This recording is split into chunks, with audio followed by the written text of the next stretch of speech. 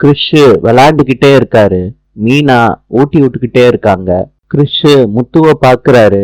சேர்ல இருந்து விழுக போறாரு. அப்ப மீனா, டே கிறிஷ், பாத்துரா அப்படின்னு சொல்றாங்க.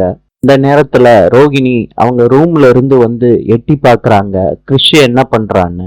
கிறிஷ் சொல்றாரு முத்துவை பார்த்து, அங்கிள் எனக்கு ஸ்கூலுக்கு ரொம்ப லேட் ஆகுது, ஸ்கூல்ல கொண்டு போய் விட்டுறீங்களா அப்படின்னு கேக்குறாரு கிறிஷ்.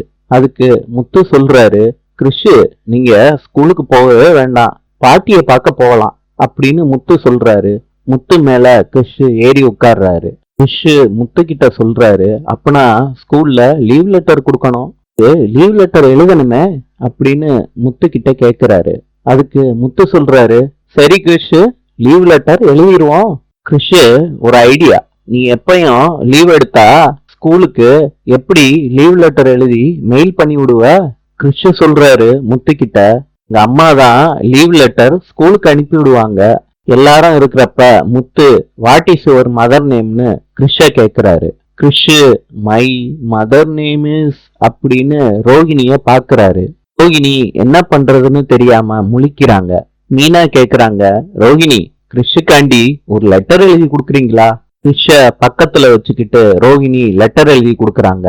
ரோகிணி எழுதி கொடுக்கறத பார்த்துட்டு மனோஜ் கேக்குறாரு, என்ன ரோகிணி எழுதி வச்சிருக்க? Letter write by Rohini, mother of கிறிஷ்னு போட்டு வச்சிருக்க. ரோகிணி இத பார்த்துட்டு பேந்த பேந்த முழிக்கிறாங்க. வீட்டுல உள்ள அத்தனை பேரும் ரோகிணிய பாக்குறாங்க. நாளை சந்திப்போம்.